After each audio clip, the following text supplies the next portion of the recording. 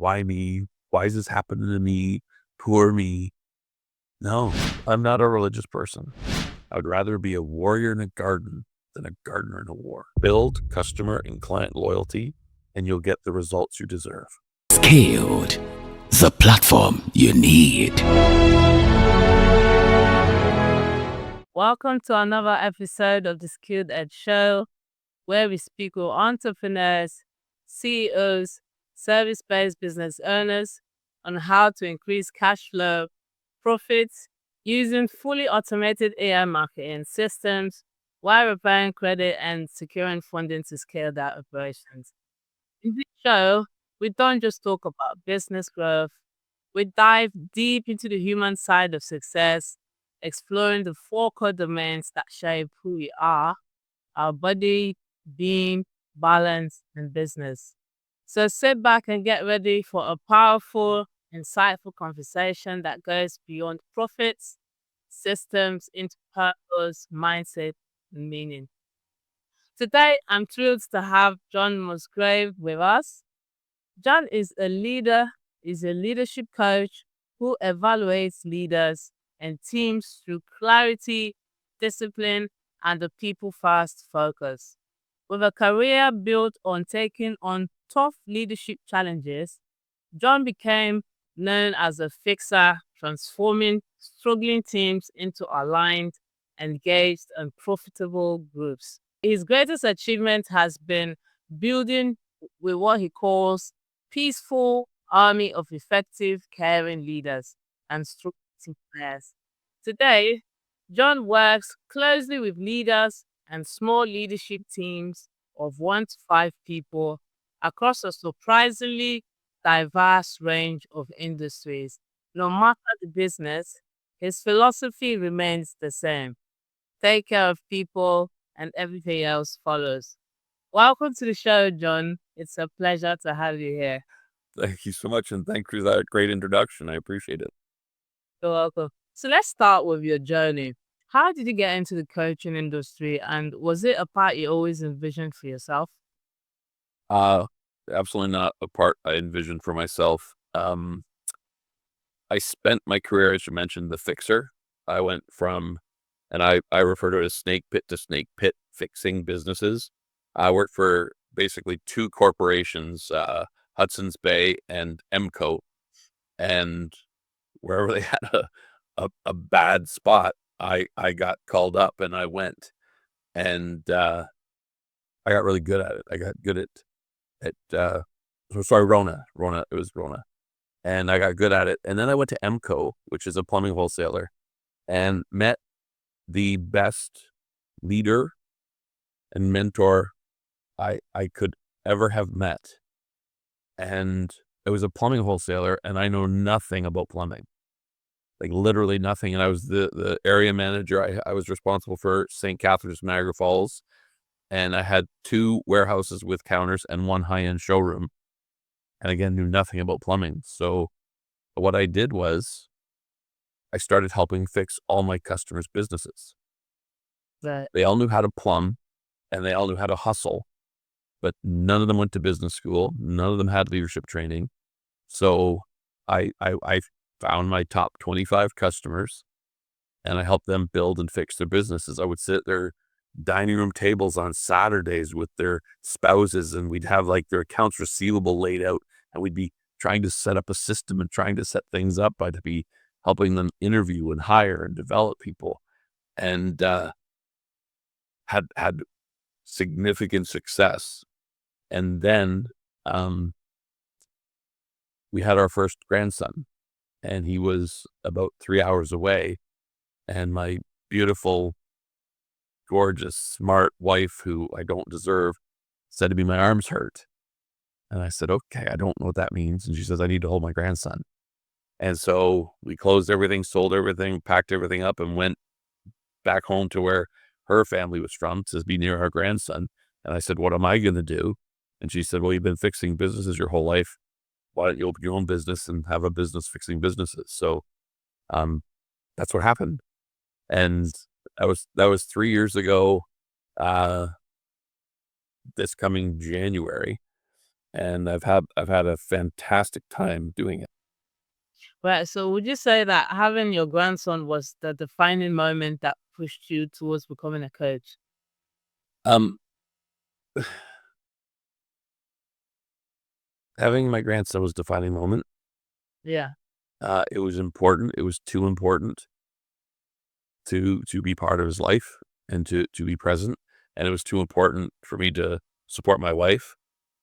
And then I happened to stumble upon this extensive risk of joining the entrepreneurial market, and I looked at what my strongest skill was. So, um, yeah, I don't work is necessary, and you work to live, you don't live to work. And so I would be challenged to say that life, love, family, people are defining moments. Work is the journey, the part of it, the ship that you take to get there. Does that make sense? Yeah, that does. That does. So you've worked with a lot of leaders, teams. What's one thing in the coaching industry that really draws you in? Well, there are basically two types of people that I come across. And there are people who say, my team is broken, my business is broken, can you help me fix it? And I say, how do you see us doing that? And he's, well, my systems don't work, my team, they don't listen, they don't do it. And I'm like, well, how long have you had them?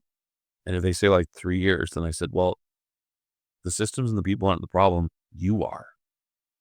You've baked this cake that tastes terrible, and I don't need to fix the cake. I need to fix the chef. I need to fix you.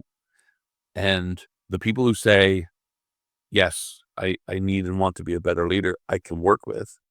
And the people who won't take responsibility and still blame the others, I can't, I can't, I can't help them.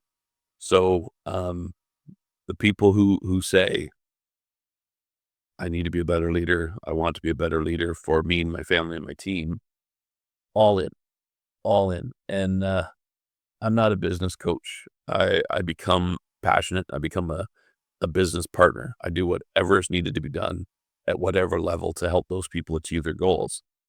But the people who want me just to come in and patch the holes and fix the dents so they can go make holes and dents again. No, I don't. I'm not. I don't do that. Yeah. So what's the most rewarding part of your job? This morning, I I I meet every Thursday morning at 7 a.m. with one of my clients. And he's not just my client now, he's my good friend. Like, I care about him. We have a great time, and and just seeing his development. When we started, he's gonna know who it is if he watches this. Um, he was struggling. He was having a hard time, and I'm like, with men, we show affection through abuse. Like, we like chip at each other and say things, and we banter all the time. And I always create lists. Like, I have extensive lists that I create, and we do notes, and we go over things, we build plans, and today, this morning, he showed up with his weekly agenda for his team meeting tomorrow. He showed up with his first draft of our 2026 plan.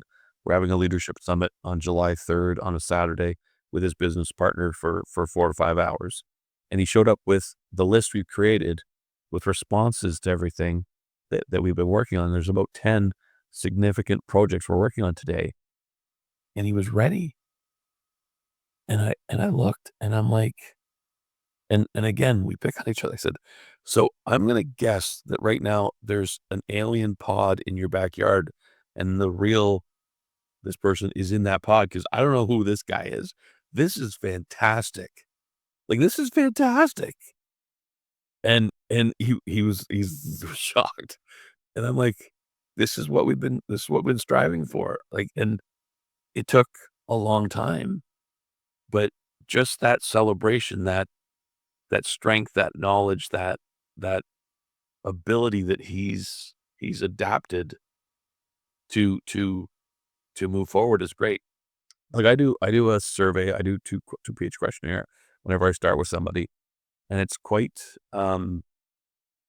menacing. It's the simplest questions in the world, and most leaders, most owners fail miserably. They don't it's a preparedness thing, and you just have to fill it out, and I find the real pain out of it, and we build on that first hour meeting a foundation for moving forward, what the problems and gaps and structures are. And so I'm telling you what I get out of this and what feeds me. Another gentleman I've been working with, and we're doing his strategy next week, and he sent it to me in advance so I could be prepared.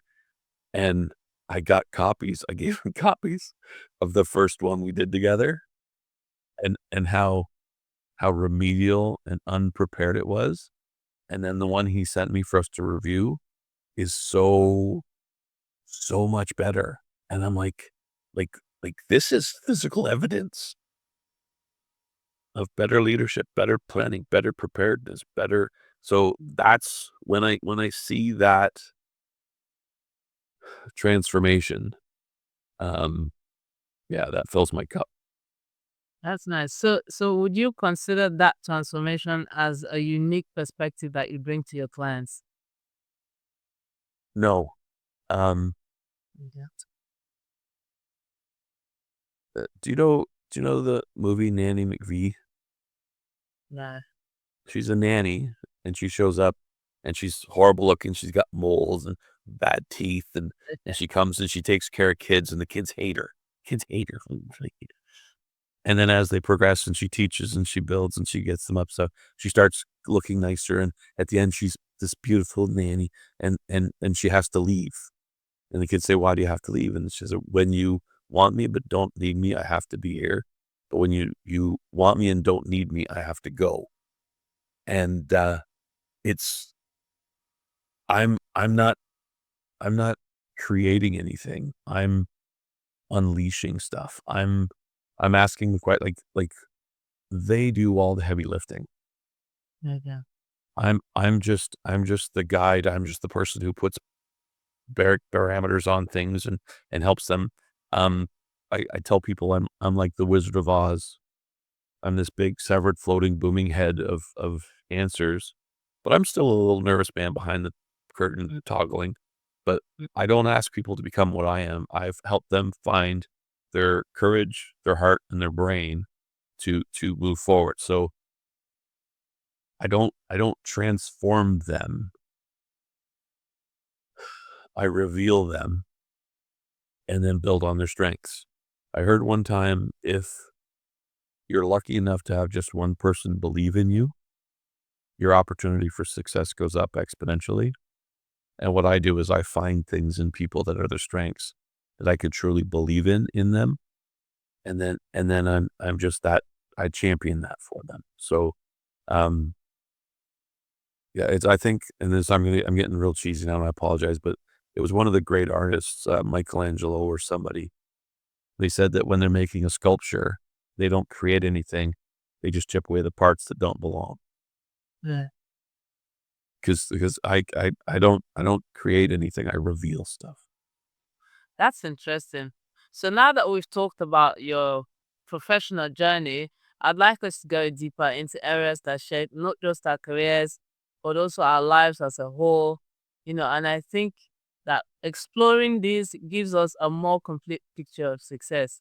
As entrepreneurs, we carry a lot mentally, emotionally, and physically. So how do you prioritize your physical health and how it has impacted your work or leadership? You want predictable growth. You think you can scale a real business by duct taping tools together and praying that a team keeps up. You're right. Try this new tool.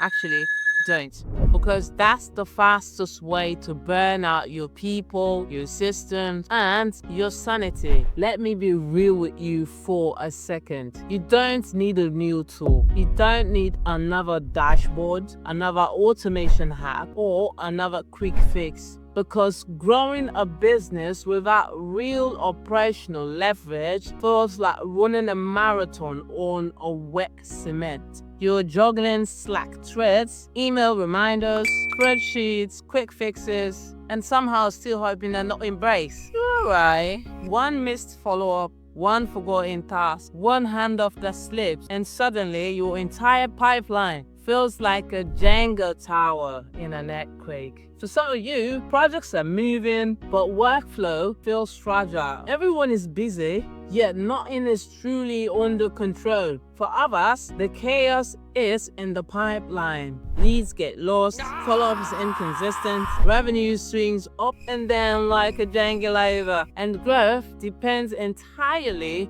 on efforts instead of structure. This isn't because you're lazy or unfocused or undisciplined.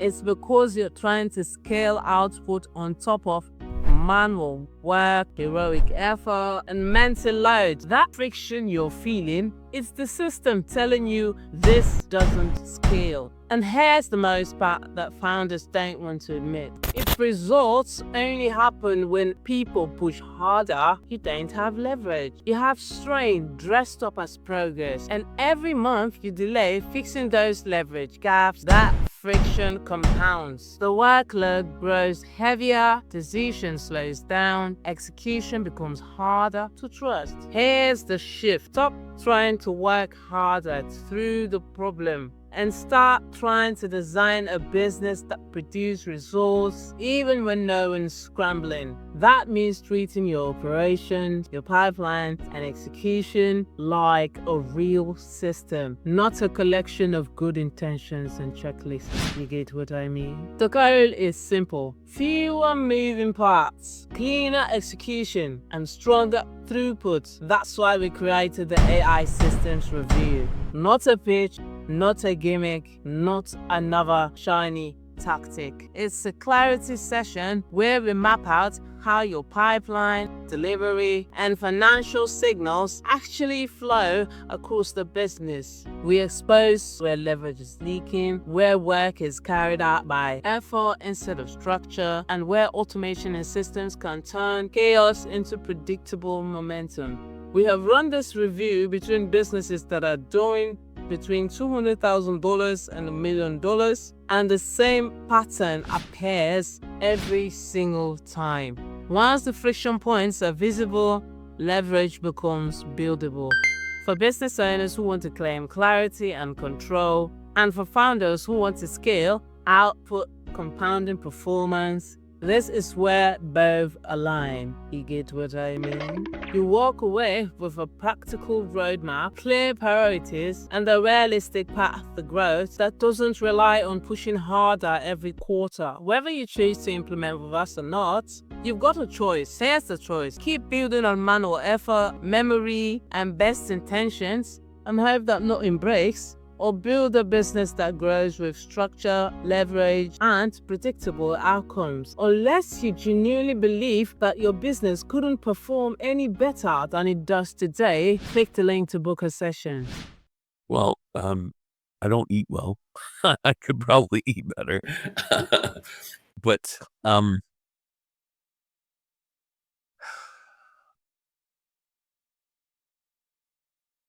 I mentioned my wife, and she says all the time, I'm the calmest, most thoughtful person she's met. And I try to tell people, like, if you get angry, if something ignites you and your emotions raise up, that situation or that person is controlling you. And there's no benefit to that. You have to stay calm in the moment, and you have to realize the goal. You have to realize what you're trying to achieve, and you can't allow emotions, other people, and ego to derail you. I now have 3 grandsons, and, I'm the luckiest man in the world. I live really close to 2 of them, and, somebody said to me that children act the way they want you to feel so that you understand how they feel. And if they're happy, they'll laugh and they'll look at you and they'll make it because they want to make you happy. And if they're angry, they'll hit and they'll do something and they'll try to make you angry. And if they're frustrated, they'll do something to make you frustrated. And it's crazy. Um, my 2 boys, they're 2 and 4 years old, and Papa's the only person they listen to. And I just when they get going, "Hey, come here." And I put my hands out, and they put their little hands in I don't even hold them. They put their little hands in my hands, and I'm like and they're crying, and they're doing all this. I'm like, "Okay, get it out when you're done. Let me know when you're finished." And then I go, "What's wrong?" And they'll try to say it crying. I'm like, "I can't hear when you're crying, buddy. Can't hear when you're crying." And then and there was one day, it was the best. Their parents, their mom and dad and my wife, their grandma, were in the house, and it was like 45 minutes. And I pull in, and I can hear screaming from the driveway, and they're frazzled. Neil's frazzled, Levi's frazzled, the whole place is frazzled. And we walk in, and there's like and then you can see in the whole house. And I'm like, "What is going on?" And I said, "Come here, buddy." And I take him outside. We have this little bench, and I'm outside, and I'm like, I do the thing, and I got his hands, and he's like, I said, what's going on?" He goes, "Levi took my sock." And I look down, he's only got one sock. He's the 4-year-old, Levi's the 2-year-old. I come walking, and I'm like, "Does Levi have Theo's sock?" He says, "Yes." And he brings it down, and we give him the sock, and everything's fine. The same thing happens for people. People do something, and they're in pain, and they want you to be in pain, and you get in pain, and you no, like, breathe, listen, take, like, fi try to find the source of their pain, try to find the source of their anger, try to find the source of their manipulation, and and and deal with it. And it's like, I have this story, when I was at Hudson Bay and Zellers, I was in a unionized store, and it was very, very volatile, like, it was so bad. And there was a union steward who had gained authority and, leadership through fear and through manipulation, and they were just like, I couldn't get it. And when I came like, I didn't fight. I would just what's the right like, it's don't fight to be right. Find what's the right thing to do and do that. And I remember we had this, system set for vacation, and everybody put their vacation in January for the year, and it was by seniority, and you booked it and everything else. And then after that, it was based on first come, first serve. So we had 4 cash supervisors. This person was one of them. And they came to my service manager, and they said, "I got invited to a family reunion in Florida for this week, and I was excited. I booked 4 tickets, unrefundable for my family, because I wanted to go. Another cash supervisor on vacation, so I can't have it. Is there any way?" They went to my service manager. "Is there any way I could get that off?" And we had our leadership meeting, and I had, like, there's myself, my service manager, my assistant manager, and my 7 supervisors. And the service manager brings up by name, says, "This person is against the rules. It's going to be 2 cash supervisors off. We can't do that." And she said, "Is it approved?" And I looked at my team, and I said, and they all knew, like, they suffered her pain, like, they suffered the pain. I said, "Is it approved?" And I looked at my team, and they said, "No way. No. Nope." And I went, "Okay, now let's take the names off it. We have a person who has a chance to go to a family reunion. They bought non-refundable tickets. All it will mean is in that week, each one of us is going to have to take a cash supervisor shift. So we only got 3 and we need 4. And this person could go to a family reunion and save that money. What's the decision we make every single time in that matter? And they all said approved. And I looked at my service manager and said, it's approved. And the team was shocked. Like, why would you? I said, I'm not letting their actions and their behavior dictate my standards. And I'm not letting my personal opinion and my potential anger make me make a decision that's unfair. You have the ability to manage what you let stress you out. You have the control. The control?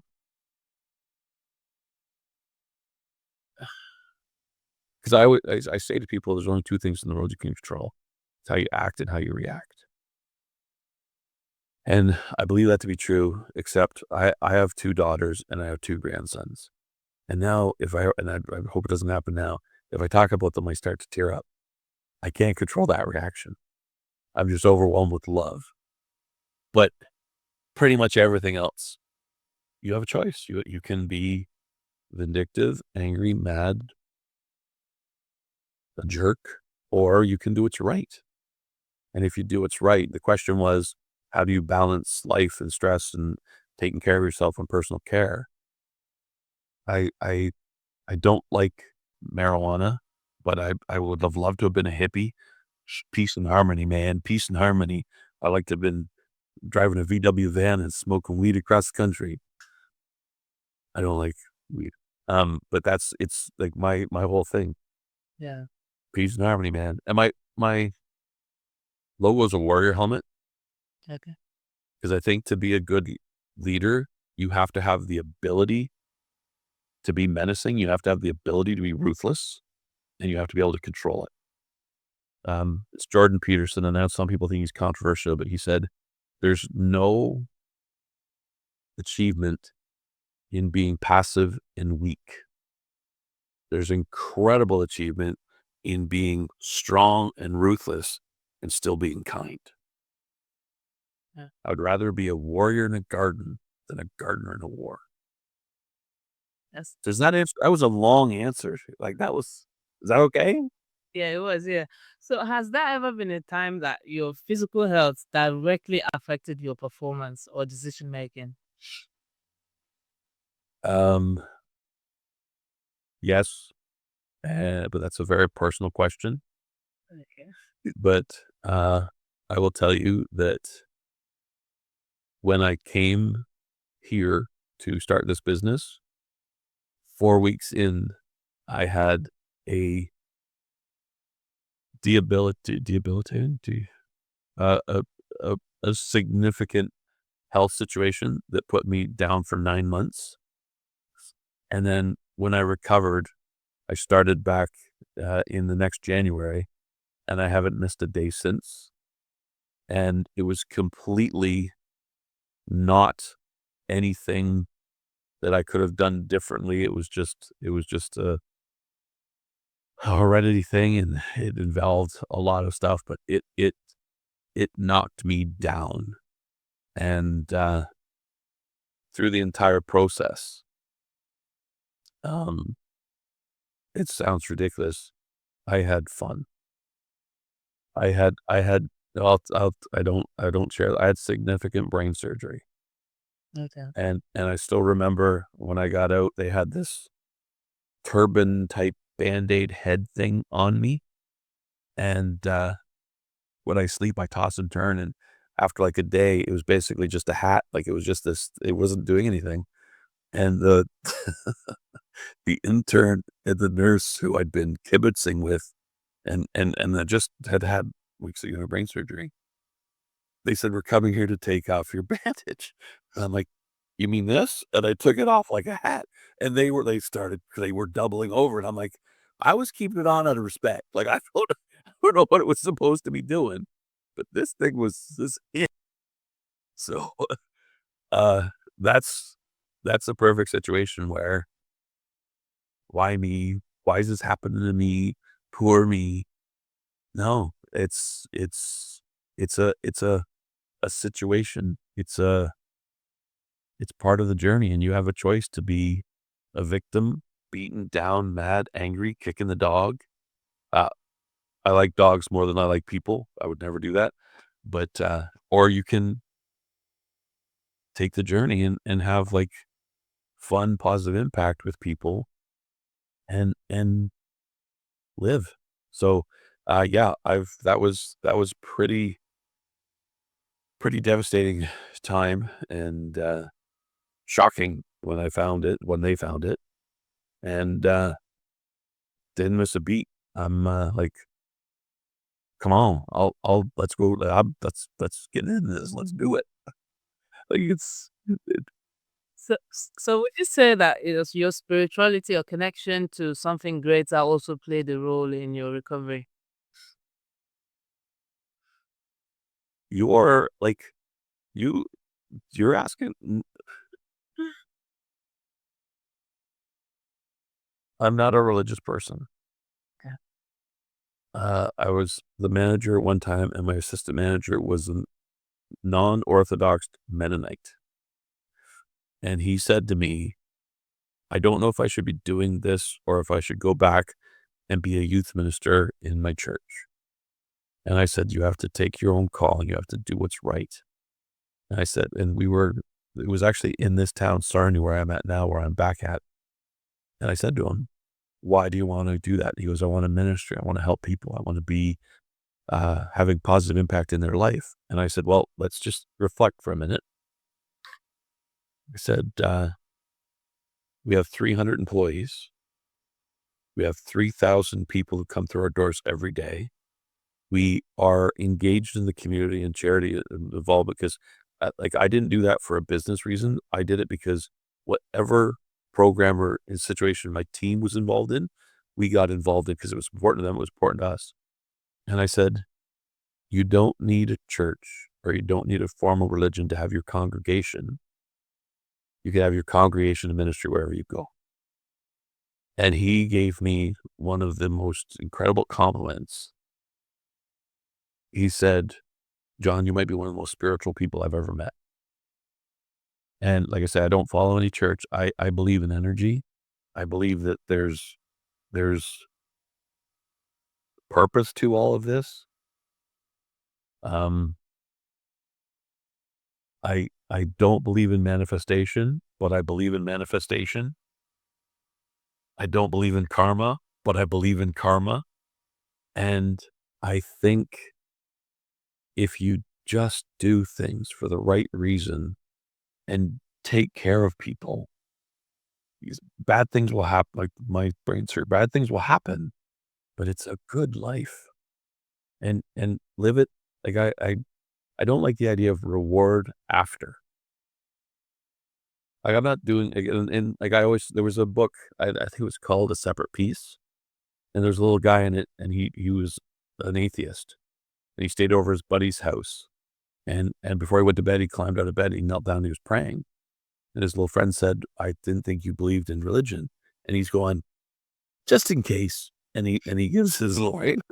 So my thing is if there is a ultimate power, if there is whatever God you call, I'm hoping that they have a sense of humor. Because if they are, I'm good. If they got a sense of humor, I'm good. But if they don't have a sense of humor, I better get some sunblock and a dehumidifier. 'Cause, Yes. So, do you have any daily or weekly habits that help you to stay centered and realigned, when things get overwhelming? well, um, don't let things get overwhelming. Did you get the question? Pardon? No, I was asking if you have. Yeah, you said what routines, what do I do when that helps me struggle through when things get overwhelming? You You don't let it get to that point. yeah, like I have my calendar. I redo my calendar every week and it's on my desk. My daughter and my wife both look at it to know where I am, what I'm doing. I do follow up, I execute. But um there was this line. I have this list of things. It's called the leadership toolbox. It's all the quotes that I've collected through my life and career that have impact on me, and I share it with people all the time. Arrogantly, there's a few of them that are mine. And there was this manager of a Hudson Bay store. It was like 7 floors, 5,000 people, like $125 million a year, and he was a mayor of a small town. And I was there. He was mentoring me. We were having discussions. And we're in his office, and, and one of his supervisors, one of his managers, came in, all panicked, all panicked. And I've never been able to use this line in real life. Like I've never, and I don't know that I ever would. But the lesson that it taught, and it was the reason why I couldn't do it is because it was too rude. But this supervisor came in, interrupting our thing, and he said, "What's going on?" And the guy, "Hello, that's this problem." And he sat back and he goes, "What makes you think that your lack of planning is going to become my emergency?"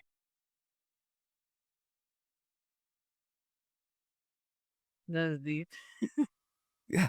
So, yeah, I am, in my own opinion, I believe I'm really good under pressure, but I, I stack my deck to make sure that I'm not under pressure.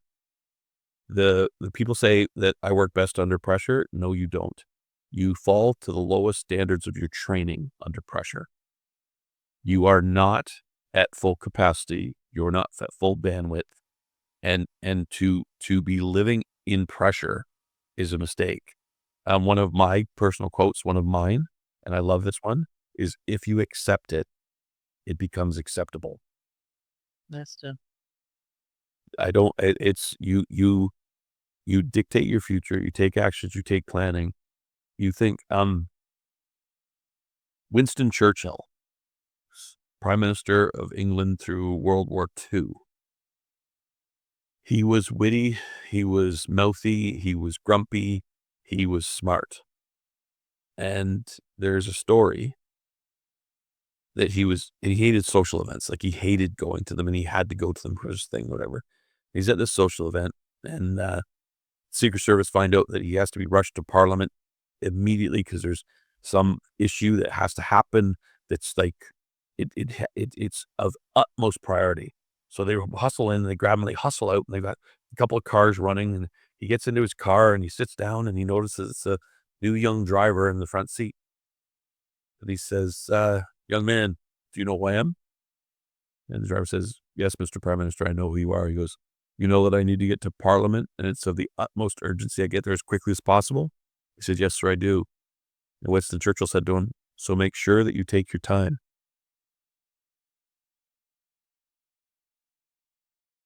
So you don't get into an accident. It's too important that I need to get there in a timely fashion once than to do something stupid and make it worse.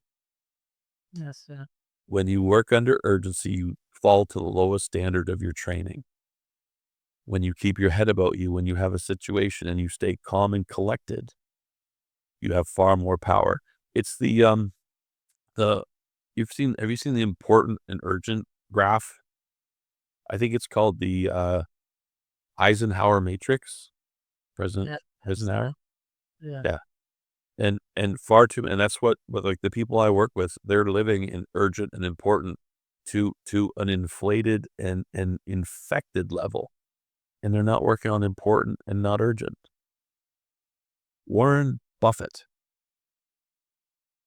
pardon me, one of the most successful people in the world, most financially sound, uh, his day planner's virtually empty because he wants to spend the time thinking. He wants to spend the time thinking. So the question was, how do I manage? What do I do? I make sound decisions. I know my capacity of what I'm capable of doing, and I stay within that. And when I have a situation, I do my best to stay calm so I can have all my faculties about me to make a best and sound decision. That's insightful. So let's talk about business, where you've put in your time, your creativity, your leadership. What's the biggest lesson that you've learned throughout your career that shapes the way you approach business today? I mentioned Rick Fantham, the CEO of EMCO, the best, the absolute best leader and mentor I've ever had the privilege. And I say working for, and you would go, John, working with. We worked together, scolding me. Um, he has an equation for success in business. And he also has, he, he, he says that to be successful in business, you have to have a strong R&D department. And most people think that's research and development. He said, no, it's not. It's rip off and duplicate. If people are doing things well and it's working, do that too. Learn from the success of others. So my full strategy for my coaching career, my business, is his equation for success. And I told him, I'm just listening to you. I ripped off and I duplicated you. You can't, you can't get mad at me for that. And this is probably the greatest gift. And I'm going to share it with you and whoever's listening. And I hope you listen and write it down because it's impactful. L times P times C equals R. That's the equation for success in business. Now, when I was being interviewed for EMCO, I had like 6 interviews. My final interview was with Rick Fantham, the CEO. I did 7 online tests, and I had a 1-hour consultation with a business psychologist to review my psyche and my personality. Intimidating. But I always prepare, and if I'm going in an interview and I know who the who's interviewing me, I do research on that person. And beforehand, I found this equation and what it meant, and Rick just explained it, and I was like, "Oh my gosh, that's what I've been doing my whole career, and I didn't know it was in an equation." And I sent him an email in advance, and it was quite arrogant. I said, I look forward to our interview on Wednesday. I didn't have his email, but every company does the like they do like John.Musgrave @ So I just looked at the format of all of them and I sent him an email. Cocky, terrible. And I gave him the equation. And I said, I when I found that it was a revelation, and I hope you mean it. I walk in his office. There's a big caricature and it's a watermark. He's got a name plaque on his desk that has it on it. He had an Ontario license plate that said it. And I asked him, did you make that in prison? Turns out he didn't go to prison because they make license plates in prison. Um, but so he meant it and he lived it and he lived every minute of it. So here's what it is. Be and attract world-class leaders. Inspire and develop people. Build customer and client loyalty, and you'll get the results you deserve. Now, everywhere I went before, I followed the people who delivered results, and they would do it at the expense of all the people. The people would be beaten, they'd be overwhelmed, they'd be anxious. One place I went to, people were telling me there were 3 garbage cans out front of the store, and if they saw the manager's car, they would have to pick which garbage can they were going to throw up in before they got to work. They were just beating the people down. Rick flipped it from results to leadership, people, and customers. And you said it in my intro. Nowhere in there is their systems. Nowhere in there's SOPs. Nowhere in there's audits. Nowhere in there's even having financial acumen, which are all important things about business. But everything is about people. Be and attract world-class leaders. Inspire, develop people, build customer loyalty. The way you have success is you build your team and your teams. And it's all about people. And that's to me the secret of success.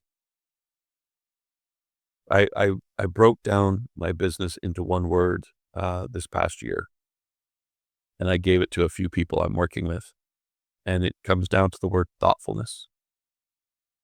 as a leader, responsible for the village, the protection of the village, the nurturing of the village, the food quality of the children in your village, you need to be thoughtful. Does that answer the question? Yeah, that does. That does. So what's one thing that you wish you knew when you were starting out? What's one thing I wish I knew what? When you were starting out, when When you're I was very starting out?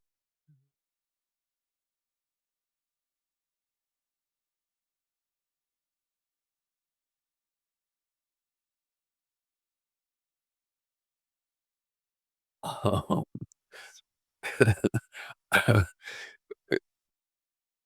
That's a good question, and the thing that keeps rattling in my head, experience takes time. yes, sir. Experience takes time, because when I was young and energetic and full of piss and vinegar and thought I got like, when I see young people and they're doing what I did, I'm like, just go through it. You experience takes time, and you gotta get in the game. Um, The Big Bang Theory, the show The Big Bang Theory, Yeah. Sheldon, he was talking to Leonard or somebody, and he said, they were gonna go swimming, and Sheldon said he knows how to swim, and Leonard said, "You don't know how to swim." And he said, "Yeah, I learned how to swim in the living room on the Wii, on the game."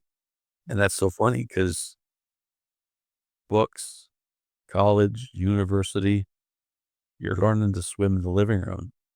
In life, you gotta get in the pool, and you gotta get wet.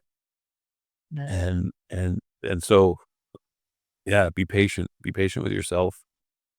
Experience takes time. So what are some bottlenecks that you or challenges that you're currently navigating and how are you approaching them? In regards to my business, Yeah. or in regards to helping my clients, or what's the question? Yeah. Um, Finding clients is a challenge, um, because one of the things people think that leadership is just luck, or they can do it, and it's hard to align value with this experience. But the interesting part is that, like I said, I'm coming on my 3rd year. This year has been my best year yet, and I have another quote that's mine, and I forgive you for giving me all my quotes. I tell people that there is no magic, that there's only farming, and if you think you're gonna plant a seed today and you're gonna harvest tomorrow, you'll be sadly disappointed. You have to find the land, you have to clear the land, you have to work the land, you have to plant the seed, you have to work, fertilize, water, wait, do harvest, pull, all this stuff to get to your harvest. And this year's the harvest. I've got people approaching me. I got people reaching out asking to work with me. I don't want to do public speaking events. I've got asked to do 3 in the last 2 months, and I've got another one set for the new year, where I'm just going talking to people, a group of people for an hour, and being thrown money to do it. Um, it's you have to do the work. You have to farm the soil. You have to bleed from your knuckles. You have to do it, because, like, and I don't know whose this one is, and it's in my toolbox of quotes. And the VP, the gentleman between me and Rick Fantham at Emco, he said it all the time. Hope is never a strategy. Yeah. If I hope I get this, or why is this happening to me? Go do it. Go fix it. Like, I don't drink and I don't smoke weed, but I think I could get the rights to the phrase "hold my beer." The best way to get me to do something is to tell me you don't think I can, and I'll just show you I can do it. Like, I can. I had a client. He's the sweetest guy in the world, and his wife's a musician. And he said to me, like last week, he said, "I want to do an event, a musical event, to raise money for cancer research, because my dad passed away with research, and my wife's a musician." And I sent him a festival layout of what we could do to set up a festival here to do, and I saw him last night with his wife, and he goes, "I made the mistake of telling John I thought I wanted to do an event." Like, let's do this. Let's play some music, rock and roll and dance. Let's do this. And he was like, he's like, and people say it all the time, be careful you tell John what you want because he'll start making it happen.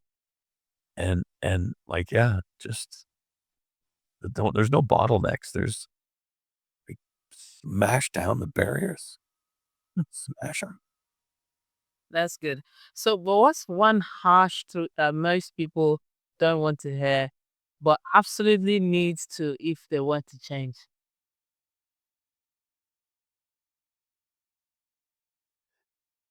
If you were to describe me right now, based on this brief introduction, would you say I'm an optimist or a pessimist? Optimist, Would you say I'm positive or negative? positive. Yeah. No. You are because Here no, you here you said to see the good in people. yeah, but here's the real truth. Okay, Here's the real truth, and it's what people have to understand. Life sucks, and it's hard, and it's unfair, and you will be kicked in the face, 100%. guaranteed. Um, there's a guy I went to high school with, we played football together, and I'm calling him out right here. His name is Tony Johnson. Tony had the heart of a lion and the skill of a toddler. And he came out and he played and he tried and he busted his, like, he worked so hard and he got to be a really good player. He got to be, and we, like, I was the captain of the team and we made him pay dues. Like, we hit him hard. We hit him hard and he kept getting up and he kept getting back. And then he went away to college and university. We all did. And he was a bouncer in a bar in Toronto and he got his ass kicked regularly. And he became the toughest guy, like the toughest guy through fire and brimstone and standing in the fire and taking it and good and busting his ass. If I ever, ever got into a street fight, I'd want Tony beside me to this day. I wouldn't want somebody who had all kinds of training, MMA training, all this. I want Tony because he's not going down again. He's not going down and neither am I. It's what was the question? I got too excited. What was the question? Yeah. The harsh truth that most people Harsh truth. have to, but they have to, they want to change.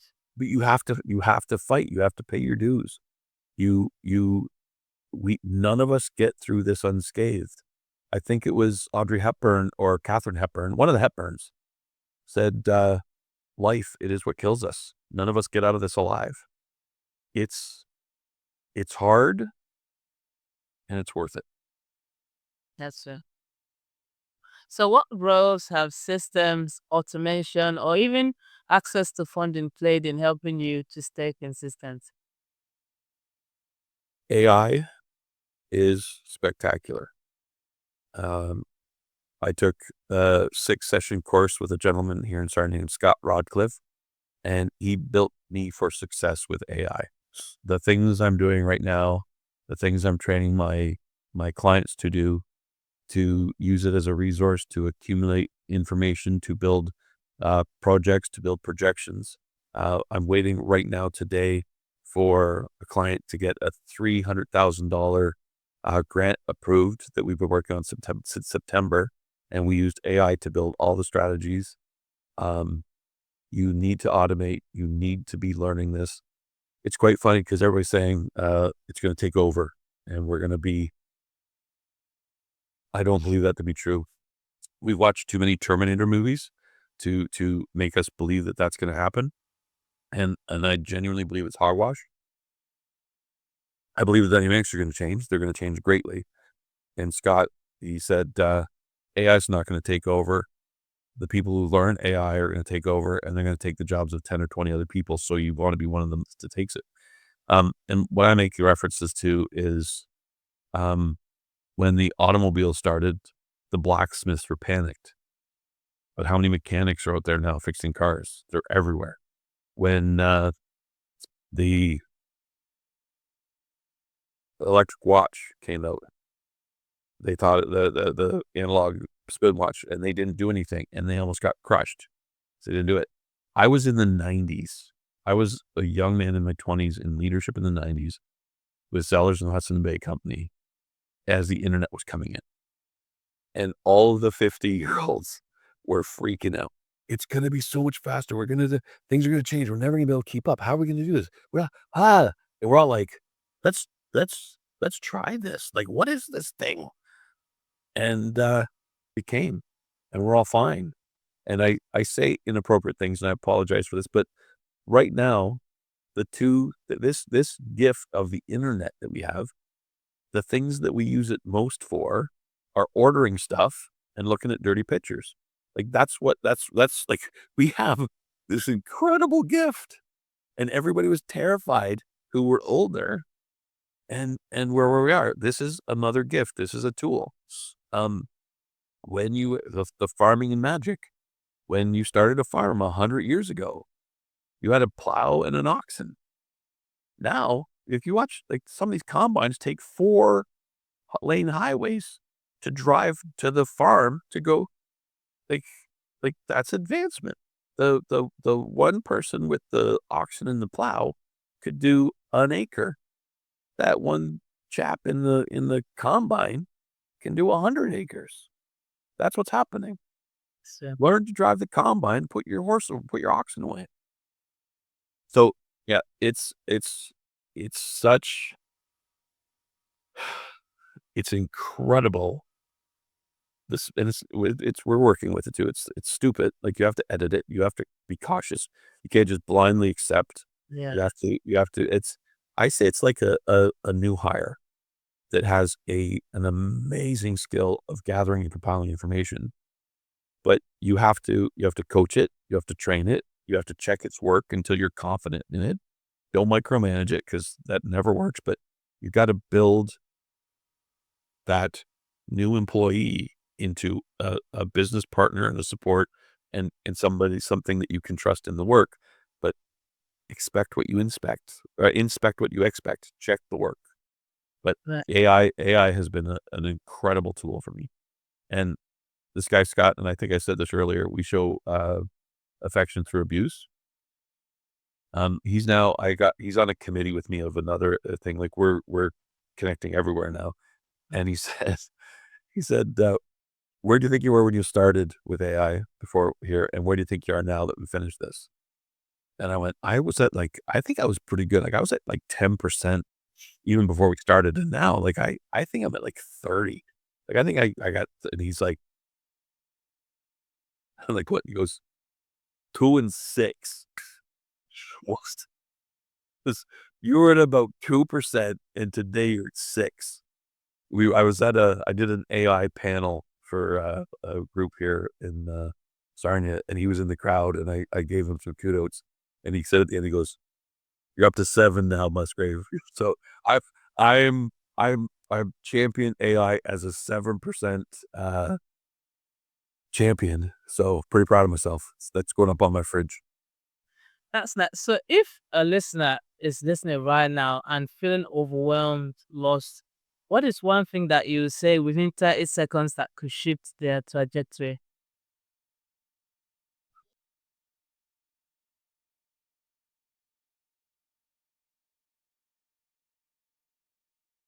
Do you have a plan?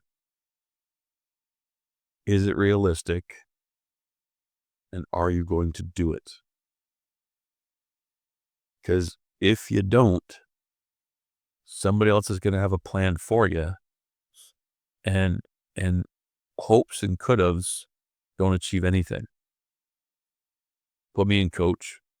Have a plan, make it realistic, and be prepared to do it. So, John, you've worked with various teams, leaders. What is one thing or something that you teach the most that people argue with until they try it and they see that it works?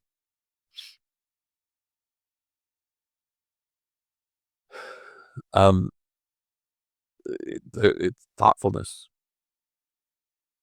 be kind. Don't fight to be right. Fight for a solution. Fight to do what's right. Um, one of the best examples, when I would go to stores with sellers, we had a customer service desk. That was the name of it. And there were always the meanest, grumpiest, angriest people working there. And they were fighting with everybody. And I'm like, why? Well, it's policy. Okay, well, and I would say to them, what's the one thing that makes you most frustrated? They go, well, putting forward these policies and we're defending them, and they ask for supervisors, and you guys all come and reverse it.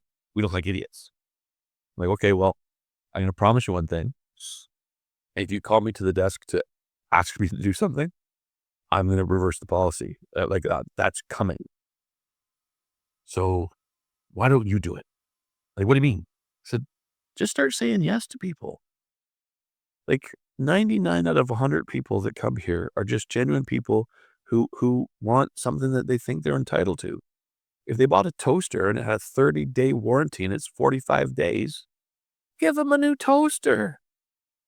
Like, help them. Say yes. I said, what's like this was years ago, so don't quote me on the price of it. It's a $27 toaster. If I gotta leave a meeting, come down, talk to this person, hear their story, that's worth more than $27. Like, like, like, just say yeah. I said, listen, if you start saying yes, I guarantee it, you're gonna have a better day, and all your customers are gonna have a better day. And that's all I want to give you. And that's the thing, is kindness and thoughtfulness. Just take care of people. If you can do something nice, you're gonna have a better day. Well, I hate Tim Hortons. I don't like anything there. And my wife drinks it religiously. Like, I go there all the time. And two things I do: I collect points, and anytime I get free stuff, I leave the money for the person at the window. Like, if it's a $3 coffee and they go, "Oh, it's free today," I say, "Well, this $3 is yours because you did all the work. I did nothing." Glow. They glow. It literally costs me nothing because I'm getting full value for what I ordered, and I'm just using the points from Tim Hortons to pay their employees, where that money should be going anyway and not me, because anybody that goes to Tim Hortons is addicted anyway, so they're loyal customers. But the other thing I do, and I do this at a drive-thru I go to, is I make eye contact and I smile. It's this is what happens. I look up and I give them a smile, and they go, and then they smile back. I'm like, wait a minute. They're acknowledging I'm a human being. Yeah. Just thoughtfulness, take care of each other. You'll get way more than you have to give to do it. Yeah. Yeah, Yep. that's Peace and harmony, man. Peace and harmony. so at the Skilled Edge show, we talk about giving business owners the edge through fully automated AI marketing systems, credit repair, building funding. What's your take on the importance of financial stability and automation in a company's growth strategy? Well, we talked about it. Plow and oxen to combine, horse and buggy to car, internet to AI. If you don't stay current, if you don't stay informed, like, standing still will put you behind. You have to be current. I think there's a significant opportunity with AI training. There's not enough out there. There's not like, well, there's a lot out there, but a lot of it's crap. And it's people selling like programs and stuff that like a one-on-one development. Again, I'm promoting Scott like crazy, but I've referred him to a number of my clients because he sits down with you and he talks to you, and you learn how to use the tool. It's a tool that is going to be available to everyone, and those who master the craft are going to be more successful. But I believe in my heart of heart is that people and leadership are still going to be required. I've managed teams of 5 to 300. And when I'm in a team of 300, I have 300 capable people working for me, but I still needed to steer the ship. I still needed to be the vision, the eyes, the voice of reason, the the mediator, whatever. So we are still going to need those human interest and human connection to things. But it's a tool, and like pick it up, because if you don't, the person beside you will, and they'll pass you. That's true. So looking ahead, is there any big project that you're working on, your goals upcoming, in your business and your coaching life? You interviewed Dan Taylor just recently. Yeah, I have an enormous amount of respect for Dan. I think he's smart, funny, adventurous, and he's starting a business, and I'm a beta test. I'm working with him to, first of all, learn, and second of all, to give him experience, because it takes time to get experience. Yeah. And I'm very excited about what he's doing in helping to the automation of my business, and to helping me expand and grow my reach to allow me to help more people. So that's the one development thing that I'm doing right now that's helping me grow my business. But the last 3 years has really helped me to hone my skill set to when I'm in front of leaders and business owners, and I've got some real momentum now. So the AI was development for this year. The working with Dan is for 2026, and just trying to expand my reach so that I'm not an oxen pulling a plow, but I'm a combine. I want to be helping as many people as I can. That's nice. So finally, where can people connect with you and learn more about your work? Well, there's my website, johnmusgraveleadership.com. There's a action button there. Um, that's the main place right now. My LinkedIn profile, I post videos on there about whenever I have ideas or thoughts or suggestions. One of the things Dan's helping me with is expanding my Instagram and Facebook, but the best place to reach me is johnmusgraveleadership.com. I've dealt with clients locally here in Sarnia, in Toronto, in Kingston, in Florida, in Utah, in London, England, in Nigeria, in the Philippines. I don't know how, but I've gone international. So there's no restriction to geography. And one thing I do is my first hour is a strategic session, and we go through those 2 questionnaires, and we build a foundation to a plan it's incredible how quickly I can find gaps that are real. And that's a no charge offer. I never say free, because nothing is ever free. For you to do it, you have to attend, you have to be present, and you have to let me pick through your brain and your pain. So that's not free, but it is no charge. And if that's the only meeting we have, you will leave with this very strong foundation for your plan for the next year. Hmm. Okay, so thank you, John, for joining us today and sharing not just your expertise as a coach and also your personal insights on purpose, health, and balance. It's been a pleasure having you on the Skilled Ed Show. I know that listeners will take away a very powerful lesson from your story. And to everyone tuning in, thank you for listening. If you enjoyed this episode, don't forget to subscribe, leave a comment, share with someone who needs a little bit of inspiration. This episode was brought to you by Neoluna, helping entrepreneurs streamline their operations, automate their growth, prepare credit, and secure funding they need to scale. Until next time, keep What your can I just can I say one thing? sure. You asked fantastic questions. You asked absolutely fantastic questions. I'm so impressed. Thank Yeah, you. thank you so much. I'm sorry for cutting off your ending, but Mm, yeah, great job. Thank you so much. So, for those watching, until next time, keep your edge, keep going, And remember, you're not alone. Scaled, the platform you need.